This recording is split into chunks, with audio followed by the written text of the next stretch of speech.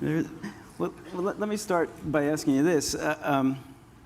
This book has, like many of your books, just an incredibly bold premise. You know, a man from our moment in time goes back to 1958, has to live in the past for 5 years to get to the point where he can undo the Kennedy assassination. And I just wondered if there's any point would you as a writer just stop and say, what the hell did I get myself into? It seems like a kind of a crazy crackpot idea, and a more cautious writer would say, how could I possibly do this? And I wonder, do you have those doubts? Do they fuel your work? Well, this guy's talking about bold premises. His book, which is out now in The Leftovers, is about the rapture, okay? Everybody gets raptured, and this book is about people in suburbia who are left. So he's a great one to talk about bold premises. But I'm full of doubt. So I know, were you full of doubt when you wrote it? Okay. I just get knocked out by the idea.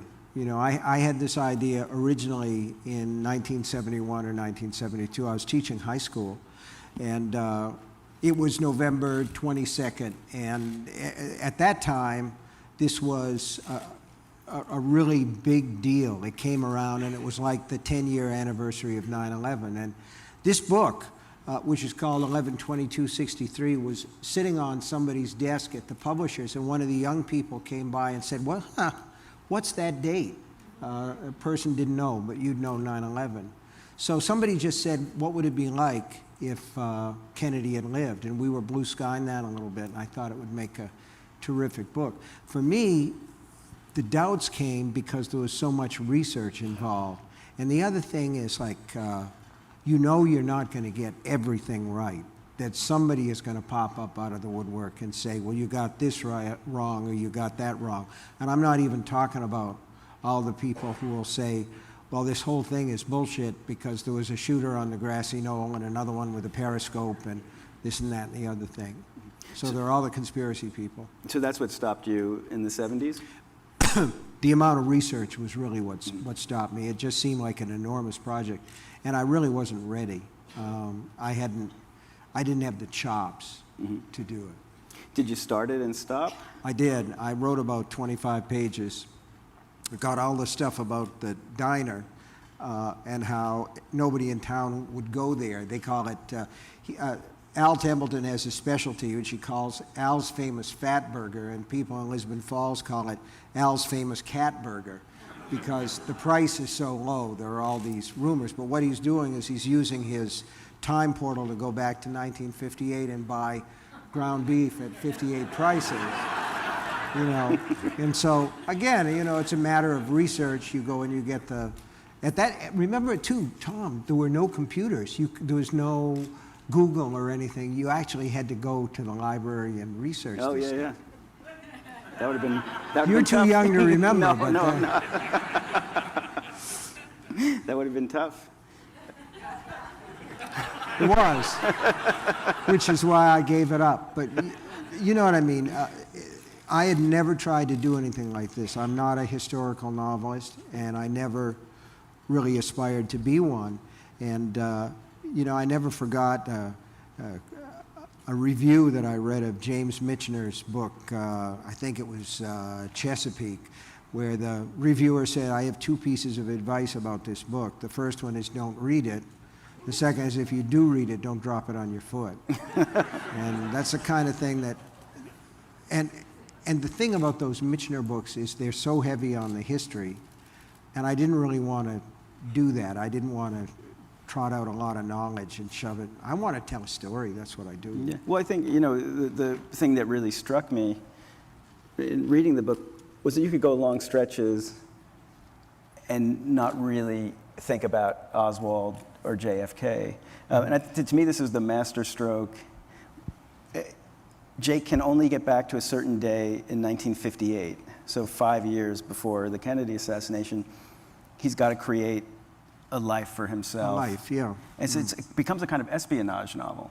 He's like an undercover operative from the future, and he's got to hide this. And that's my favorite part of the book, I think. And it's really about private life. And in a sense, the book becomes a kind of meditation on what we owe to the public world and to history, what we owe to ourselves. Yeah. There's a thing in the, I just had, with the time travel part of it, I didn't want to jam that down anybody's throat either, because it's just a device to try to have a modern guy in a time that to a lot of people now, 1958 seems like ancient history, the way that the 20s felt to me when I was a kid growing up and I'd read about the Roaring '20s. I'd think, ancient history. And I think a lot of people feel that way now about the 50s and 60s.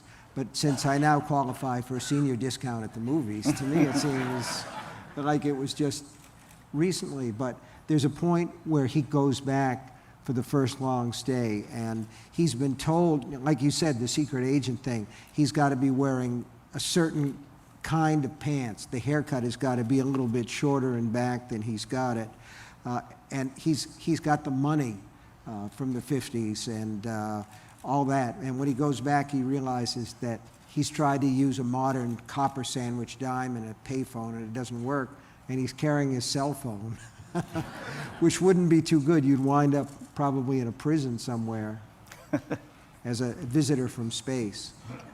Well, and so much of a historical novelist's job is to weed out anachronisms, to figure out, what would people say in 1958? What would they say in 1963? What would they say, at any given point? And it becomes a really funny thread throughout the book, is, when Jake blurts out some idiom that wasn't invented, and the kind of he gets in trouble with his gets. girlfriend too, because he's thinking about something else, and he starts singing "Honky Tonk Women" by the Rolling Stones.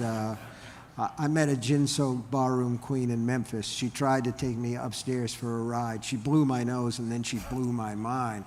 And he's with his girlfriend, and when he gets home, she says, "Where did you hear that?" And he says, "Oh, it's something I heard on K-Life," which is one of the rock stations at the time. She says, "No radio station in America could play a song like that. They'd be banned by the FCC," which was true. Yeah, especially in Texas. Especially in Texas, that's right. Well, I think this would be a good time to just ask, because you clearly did a ton of research. Mm-hmm. And, you do that so that nobody can say, hey, you made a big mistake, and I no longer believe you or trust you as a writer.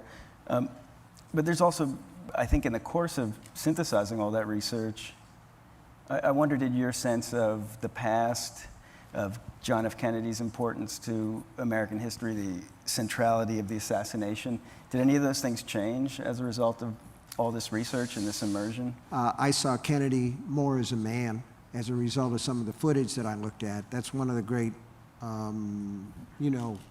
benefits of the computer, is that a lot of this archive footage is available. And the thing that stuck out in my mind the most was I found a video of him in Tampa and Miami. This was just days before the Dallas trip. And he did all the things that the politicians do, the grip and grin kind of thing.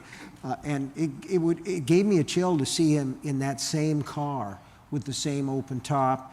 And he goes into the crowd, and the Secret Service agents are just kind of looking at each other like, what do we do now? There were barriers, almost like the ones that you see sometimes between lanes when the highway's under construction. And there was a gap. He slips through the gap and he starts to shake hands, and the agents are kind of like, oh man, I don't know what to do now. And they're the same agents that were surrounding him days later in Dallas. But the thing that I really liked was that they showed him at a political function that night. And there's a guy in alpine shorts with the suspenders and the lederhosen and the alpine cap, and he's playing Hail to the Chief on the accordion. And, Kennedy comes in, and there's this kind of like, holy shit minute. Like, this guy, I can't believe it. And I had to put it in the book, because at that second, you see Kennedy the man just going like, how bizarre this is, this world that I'm in, like us doing this right now. you know. So I got a picture of him as a man. And the other thing was I got a chance to, Kennedy is a peripheral figure to this book in the sense that Jake is trying to stop the assassination. The person that I really wanted to try and bring forward and kind of delineate was Lee Oswald, because he was the change agent, not Kennedy. That's the pity of it, you know, because Kennedy, up until that moment, had been this real change in American politics and the way that we did business up to that time. The difference was, you know, Eisenhower showing up at the inauguration in a silk top hat and a morning coat, and Kennedy is bareheaded, and he's got this beautiful thick head of hair, and you could tell that it was the changing of the guard, and that things weren't going to change except for this guy with a rifle. And so I was interested in trying to make him exist as a character. Yeah, and you really do. And in fact, such a jolt in the book when Jake actually has some interaction with Oswald and his wife Marina. And you get that charge that you get in really good fiction where, you know, history just erased. You're seeing them the way you see anybody in this novel. There's also a lot, speaking of the secret agent stuff, there's a lot of interesting surveillance. And, and we get access to Oswald's house. When you talk about, you remember when you asked me, did you ever have doubts?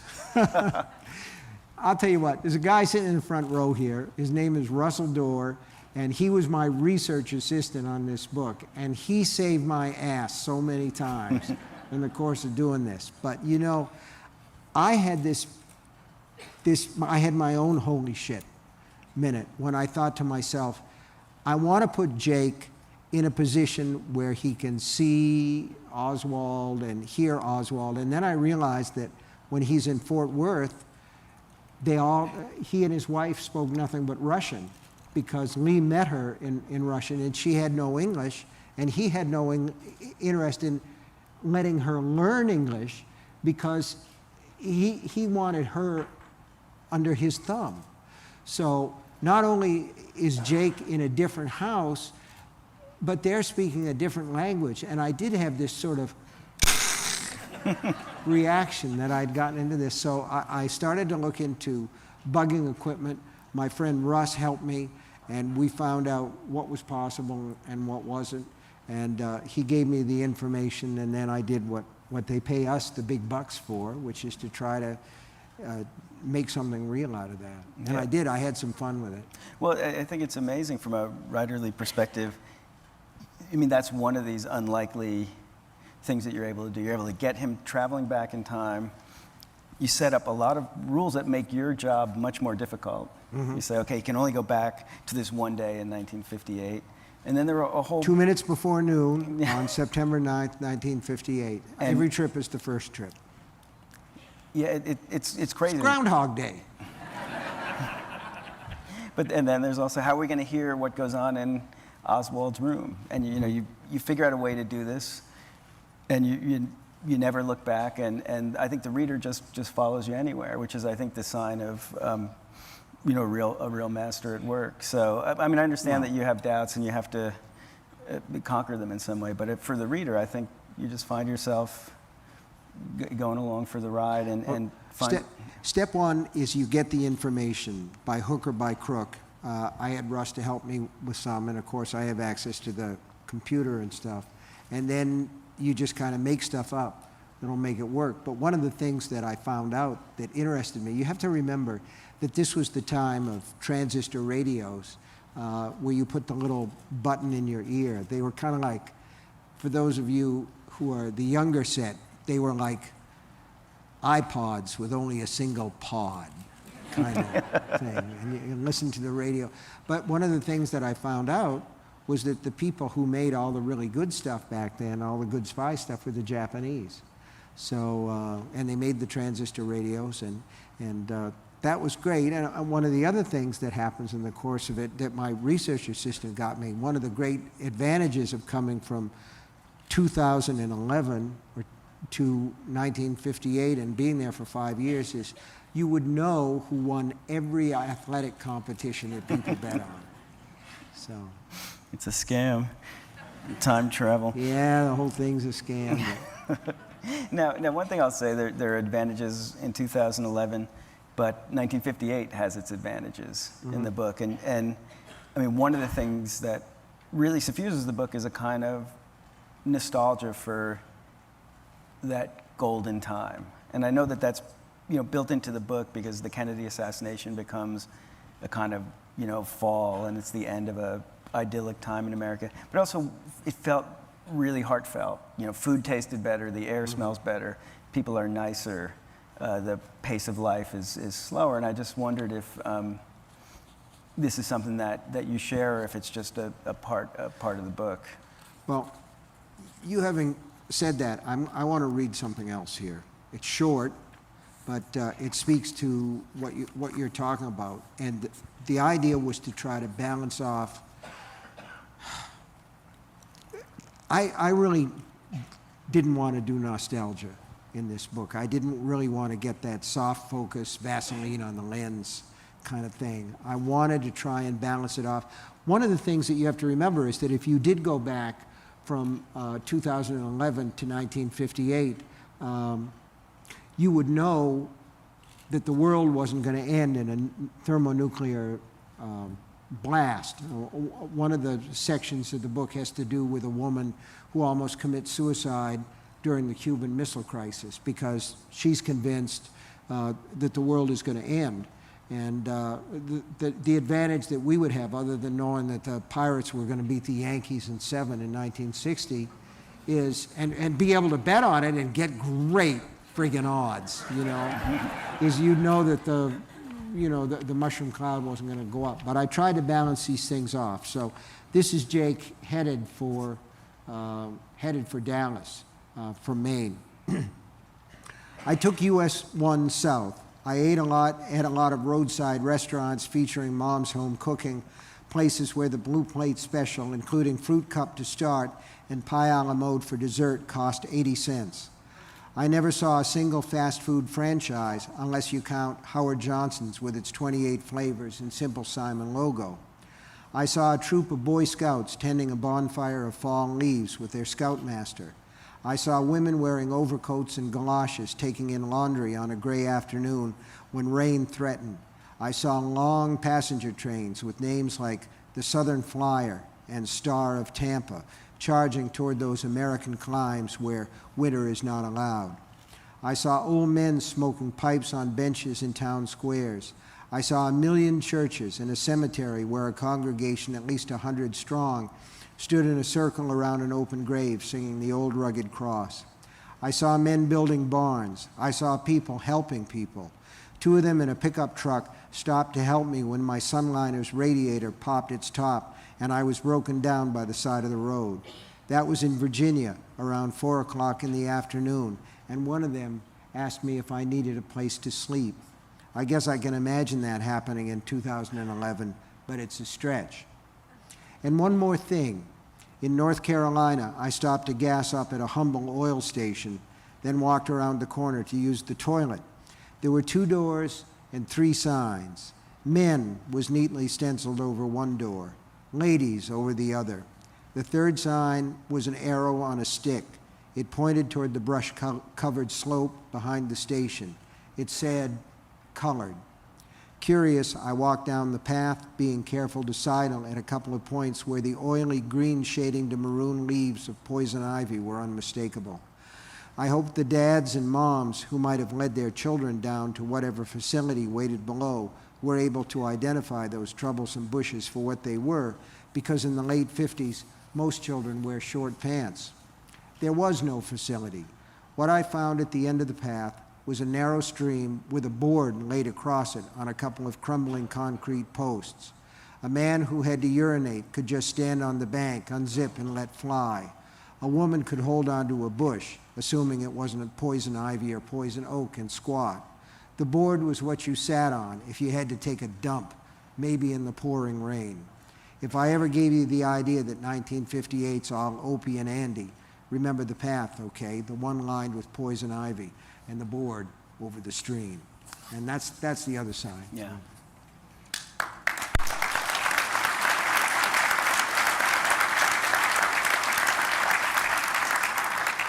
Well, thank you. Yeah, no, that's a very powerful passage, and I remember it well. And there's also, of course, a big component of the book is a love story. Jake goes back to 1958 and eventually makes his way to a small town in Texas named Jody, gets a job teaching with forged documents that nobody checks because it's 61 at that point? He gets his teaching certificate from a degree mill. Oh. And you know, he starts this affair with this sort of gawky, charming librarian. And it's interesting, right, because it's the era where they can't really sleep together openly. But one thing you notice is that there is a kind of sexual revolution sort of, you know, bubbling up. People who get to know them will cover for them. And there are these, you know, gay guys who have a discreet motor court, right? Bungalows, yeah. So I thought that was, you know, we could just see history in that as well. Well, one of the things that happens here is she does, they do have this sexual relationship that develops, and she doesn't have a diaphragm, and at that time, birth control pills were dispensed to married women. Okay, if you were a single lady and you went into a doctor's office and tried to get birth control pills, you wouldn't get them. They weren't allowed. And the diaphragm that she did have, she doesn't have anymore. So she tells Jake to get condoms, but to be sure not to get them at the local drugstore because they would be fired. They would lose their jobs. And he has to be very, very careful about not staying too late at her place and that sort of thing. And I think that a lot of younger people today who grew up with co-ed dorms and co-ed bathrooms and all the rest find it hard to believe that we existed in a world of parietal hours and where women were in serious trouble if they transgressed the rules that had anything that smelled of sexuality. That's another side of that time. There are a lot of aspects to the 50s and 60s, particularly pre-Beatles. That was the other thing here, is that the Beatles changed a lot, and that whole culture changed a lot. And I was always sorry that Kennedy missed that, because I think that he would have been a fan. I think he would have dug the Beatles. Well, Bobby got to live that journey. Yeah. I just saw that documentary where he went to South Africa, and it was just interesting to see, you know, how much he'd been transformed in those 4 years and how much counterculture he had taken in and how much the language was of the Bobby counterculture. Kennedy on record about the Beatles? I don't know. Does anybody know? Somebody here knows.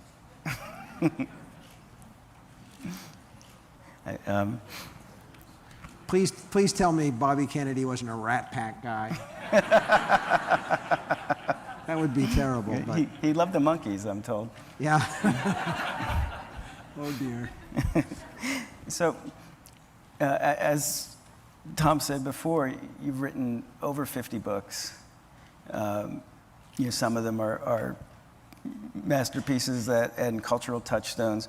You know, everybody has either seen a movie version, read them. They're part of our lives. They're part of the culture. Is that a burden to you sometimes when you take on a book like this? Do you think, do you compare it to other works that you've done? Do you think I have to beat that one? Yeah. It isn't really a burden, but I certainly have gotten a reputation as the horror writer, and I never said, yes, that's what I am, and I never said, no, that's what I'm not. I felt that as long as I was writing what I wanted to write, that's a terrific gift, to be able to sit and write what it is that you want to write and not have to do a lot of directed stuff. To actually be able to support your family, and it's sort of guilt-free because you're kind of in the playground. You're making all this stuff up that's what you want to make up, and you say, yeah, but I'm actually paying the light bill while I do this, so that's a great thing. But sometimes it does pop up. We live in Florida in the wintertime. We didn't really want to go, but we turned 60 and we had to, it's the law. So we got a little place that's near Sarasota, and the deal that I worked out with my wife was that she would do the big shopping things, and then if we needed anything else in the week, I was supposed to go and get it. So I was doing that one weekday, and I was going up the aisle with the housewares, and this woman came the other way. I'm going to say she was 120. You know, there's a certain Florida woman that's sort of like skin wrapped on an armature. You know they're going to last a long time. Outlive 2 or 3 husbands or whatever. And no governor on this lady's mouth. She's coming at me and I'm going at her, and she says, I know who you are. You write those scary stories. Well, I don't read those horror stories. I like uplifting things like that Shawshank Redemption. So I said, I wrote that, and she said, no, you didn't. And that was it. That was the whole discussion. So,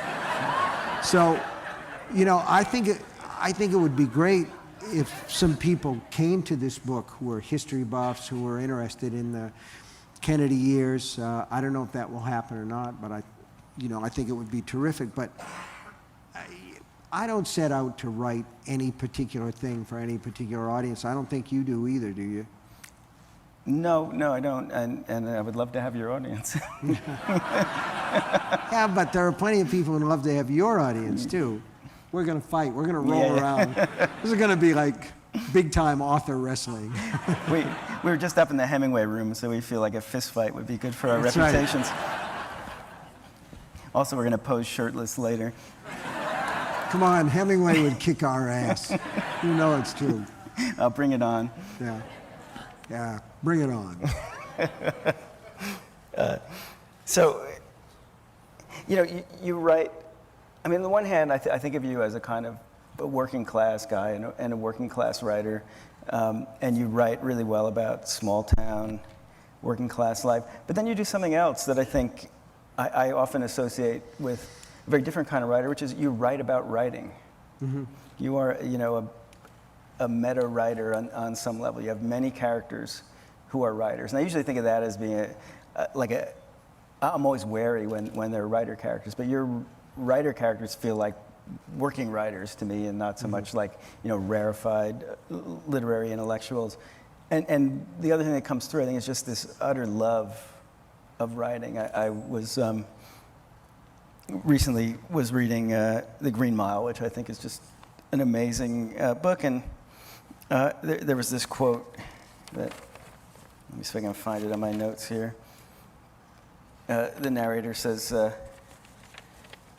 what I didn't realize was how many doors the act of writing unlocks, as if my dad's old fountain pen wasn't really a pen at all, but some strange variety of skeleton key. And I think there are comments like that throughout your work, and a lot of times narrators are writing the book that we're reading. And I just wanted to hear you talk a little bit about that, because I think a lot of writers see writing as a burden, this thing that they've taken on that is oppressing them, but they've got to get it out, and it's an arena of struggle. And I just wanted to hear what you had to say about that. Well, the whole thing about the writer who sees the job as a burden and something that they struggle along, it makes me think there was an album by a rock artist named Todd Rundgren. It was called The Ever Popular Tortured Artist Effect. And I sometimes think that writers draw this cloak of the tortured artist around them because A, you can get free drinks, and B, chicks love it. You know, they love that tortured thing going on. But I've always thought that it was a terrific job, and I've always felt very, very fortunate, blessed really, to be able to do it. Because I do it for free if I couldn't do it for money, but I love doing it for money. That sounds kind of nasty, doesn't it? I love doing it for money. But I read early on, and probably you did too, write about what you know. And I know about the writing life because I've been a writer for a lot of years, and I know a little bit about the teaching life. One of the pleasures of 11/22/63 is Jake's secret identity is he becomes a high school teacher, and that was a good thing to revisit because I have a lot of good memories about teaching. There were a lot of things about it that were great. Did you teach yourself? I did. I taught mostly college, but I also ended up writing a lot about Do you like it? teachers. I do. I mean, I like Parts of it. I like the close interaction with Yeah. students. I didn't like grading papers, but Uh-huh. And I didn't like grading papers. I didn't like a lot of the administration and a lot of the politics. which that is were probably a lot involved worse now than when you taught. with it. Yeah. But I liked the kids, and that was great. That was very refreshing. So I've written about those things, and I've written about a few other jobs. I just try to be careful. I don't think that writing as an act is very interesting to very many people, and I don't know, it's like I've shown people where I write, interviewers and people like that, and they're always a little bit disappointed, like, where's the magic? Well, there isn't. It's just a desk and a word processor and a bunch of sticky notes stuck around and a lot of clutter, that sort of thing, but the magic is somewhere else. So I can write about the act of writing a little bit, but the real story has to be somewhere else, I think. In the case of Misery, which was about a writer who's taken prisoner by his #1 fan, the real interest is sort of in that relationship, the dynamic between the sane person who happens to be a writer and the crazed fan. And that obviously was some struggle you were sensing in your own mind or your own career, maybe, that fans wanted something. I think that you sense that, but the other thing that I discovered, you write books to find out how you feel about things. Don't you think that's true to a degree? Well, if you start out knowing and you end up knowing the same thing you started with, it's going to be a bad book, I think. Yeah, that's right. You got to know more, a little bit more than when you started. You got to have a different view of it.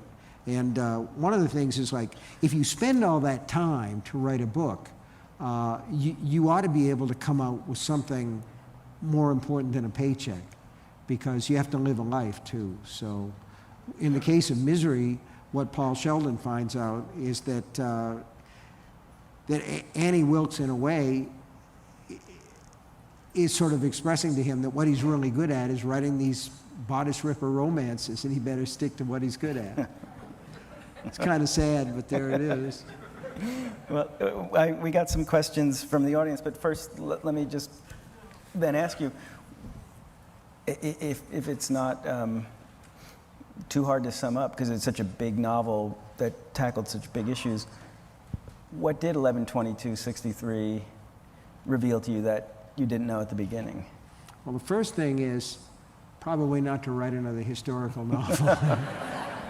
But I think what it taught me is that it's possible to appreciate your own time, and it's possible to get some perspective on the past by trying to relive it. Obviously, nobody can go back and change the events of the past, but I certainly felt enriched by the time that I spent rediscovering the 50s and 60s. Great. Okay, so here we go. You say you've made a career of writing about what scares you. What scares you now? Oh man, being in front of all these people is, I don't know how you feel. I asked you beforehand if you were nervous, and the thing is, like, we sit in a room. That's what we do. I'm nervous, by the way.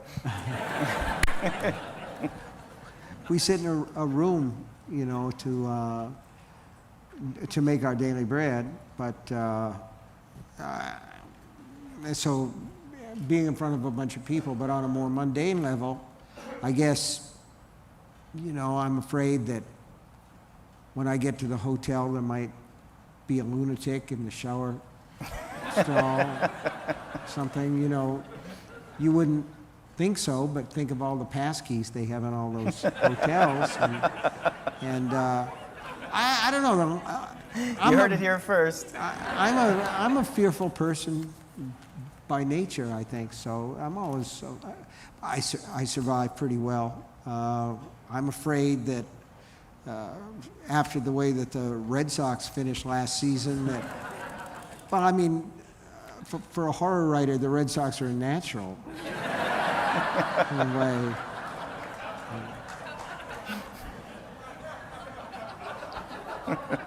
I'm basically evading the question because the subject of what frightens me is just like everything. Well, you made it work. That's good. Here's a good one. Have you thought about the possibility of building a Stephen King library in the future in Bangor, Maine, or elsewhere? Oh, I don't think that I'd want any kind of a place that was filled with my stuff. That would be, that's a little bit, that'd make me feel sort of conceited or puffed up, kind of like the Goodyear blimp. My wife and I have a foundation, and we try to support as many libraries as we can because I feel like they're very important resources in communities, and they meant a lot to she and I when we were younger because we didn't really have any money, either one of us, and we loved books, and that's where you go to get the books. So, but a library of just my stuff, I think that'd be a pretty boring library. We could put in some of your stuff as well. Well, I'd be happy to be there. But you know, we were just up in the Hemingway room upstairs, and I must say that there's something kind of thrilling about seeing, you know, handwritten pages from Hemingway or you know, correspondence that he had with Fitzgerald. I mean, you're, in a sense, you know, you're part of American. You know, you will be part of American literary history. So, you know, I know that's not. You know, that's obviously somebody will do it if you don't. It's crazy to think of that. You know, one of the things that I noticed in the Hemingway room was that the editor had suggested at the end of, do you remember which novel it was? Farewell to Arms, maybe? Yeah. And the editor had said, it's magnificent, it's terrific. And by the way, I have at least one editor here today, and I can tell you for every writer that when you get a letter from an editor that starts out by saying, thank you for this wonderful, terrific book, it just totally blew me away that the rest of the letter is going to be all the shit that you're supposed to fix. You know? So at the end of this particular manuscript, this letter, the editor had said things to change. Hemingway has written, you can see this upstairs for yourself. He's written, kiss my ass. And he's put it in a circle. But there's a story about that. You know, we were talking about misery. And my wife and I and the kids were in England for a week. And on the ride over, I fell asleep and I kind of had this dream about this woman who took a writer prisoner and skinned him and bound a final book in his skin. And I thought there's a real story here, which I called the Annie Wilkes edition. And that was the beginning of misery. And when we got to the hotel, which was Brown's Hotel in London, I couldn't sleep because of the time change. My wife was knocked out, the kids were asleep. And I went downstairs and I asked if there was a place where I could write. And the guy said, oh, yes, sir, we would be very pleased to have you. And he took me up on the landing between the ground floor and what the Brits call the first floor. It was this beautiful desk there. And he said to me, this was Rudyard Kipling's desk. And I said, I could never write at this. And he's like, British. He's like, oh, I insist, you must write at Rudyard Kipling's desk. And I'm like, okay. So I sat down and I started to write Misery at Rudyard Kipling's desk. And they brought me, you know, buckets and oodles and buckets of tea, and I'm writing and drinking tea. And then toward the end, when I'd gotten about everything I could get and I felt like I could sleep, the hotel manager came up again and said, did I tell you Kipling died at this desk?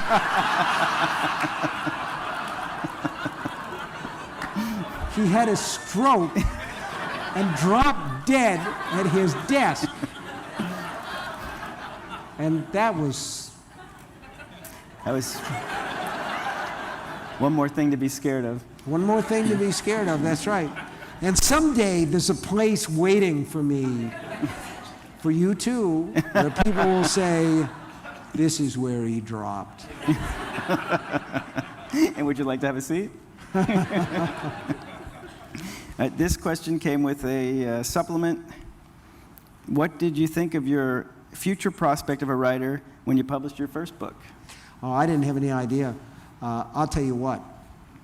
The first book was Carrie, and the advance for Carrie was $2,500. And my wife said, she said, don't make any big plans for that money, Steve. We have to buy a car. And we did. We bought a Ford Pinto, as a matter of fact.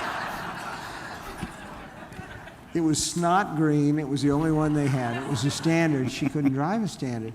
But we were very excited. You know, there was a telegram that came saying the book has been accepted, $2,500.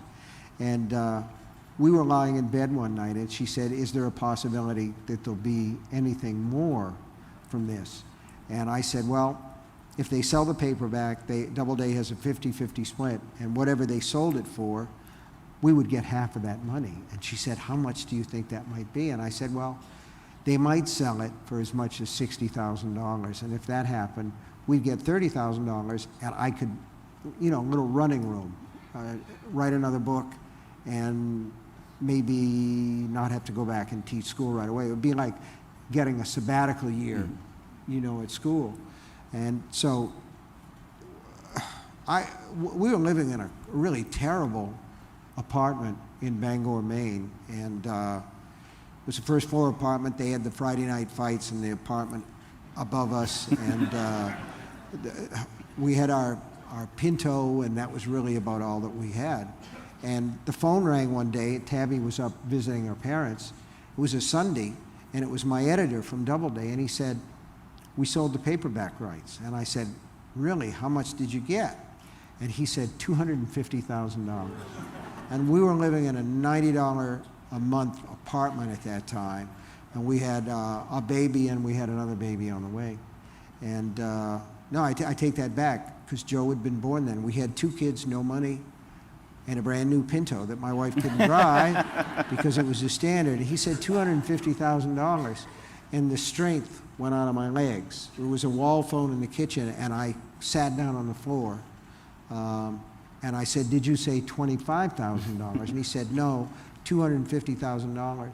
And we talked about that for a while, and he hung up, and my wife was gone, and I couldn't call her because she had left her parents' house. I wanted to tell her in person anyway, and I walked around and stuff, and I thought to myself, I have to buy her a present.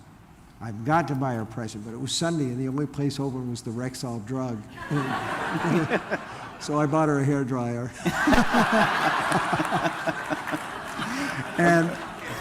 and you know, at that point, when you're looking ahead, it never occurred to me that anything like what has happened to me in my career would ever happen to me. All I wanted was a little running room to be able to write the next book, the one after that. How old were you at that point? When Carrie was written, I was 23, and wow. when it was sold, because it was a long process. It was accepted for publication in '73, which would have made me, I guess, 25 at that time. Well, you know, that's pretty amazing, though. I mean, I know it was a struggle, and you had 2 kids, but it was very young to have that kind of success. Mm-hmm. So I bet in a way that it contributes to the sort of confidence and boldness that you have now. You didn't go through a long period of getting rejected, it seems like. Oh, I had a lot of rejections because I was trying to sell short stories, and I had a nail pounded into the wall. And when the rejections came in, I'd slam them on this nail.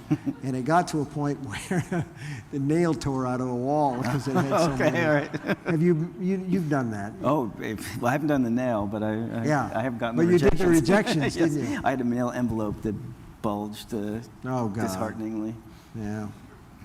All right, it's both a letter and a question. First, thank you.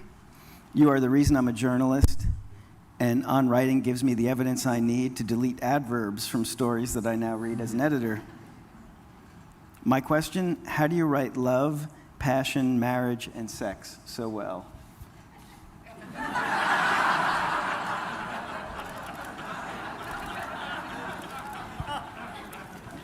Well, I'm a romantic. I am a romantic, and one of the things, if you read the book 11/22/63, it's a sentimental book. It is. It's a sentimental book, and I don't really have a problem with that as long as you don't drown in it and get all sloppy about it. And the other thing, with whether it's horror or whether it's something that has to do with love, sex, affection, murder, violence, any of those things, the trick is to try and tell the truth. I idolize Frank Norris, the guy who wrote McTeague and the Octopus. He said that some people had criticized him for writing stories about ordinary people and sort of sordid situations. And he said, what cared I? I never truckled. I told them the truth. And if you can tell the truth, you're on good grounds. And I know that people do fall in love, and people do bond together, and I like to write about that. I mean, hell, you wrote about that in The Leftovers. And, you know, that guy who's at the center of that book is a very sweet man who sticks with his wife even though she's gone off and wears a white sheet and all that. And that speaks to me. Well, there are people in the Dickens books that speak to yeah, me that way. Little Dorrit. And I will say, I mean, in your work, in On Writing, you talk about your wife in really just deeply devoted terms, you know, and you trust her as a reader, and you know, she's a constant reference point for you. I think there, you know, I can't think of as many writers who talk about being in a happy marriage quite as much as you do, and I think it has become something that is part of your worldview. A lot of narrators talk about. Well, you know, one of the things about love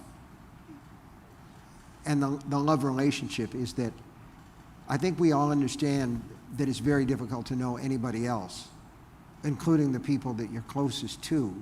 But that might be the one relationship. If you do fall in love with somebody and if you bond, then you make a third life of the other two, which is the life where the two of you are together. All right, well, I think with that lovely sentiment, I don't know how lovely it was, but thank you. Thank you very much. Tom, thank you. Steve, you're so great.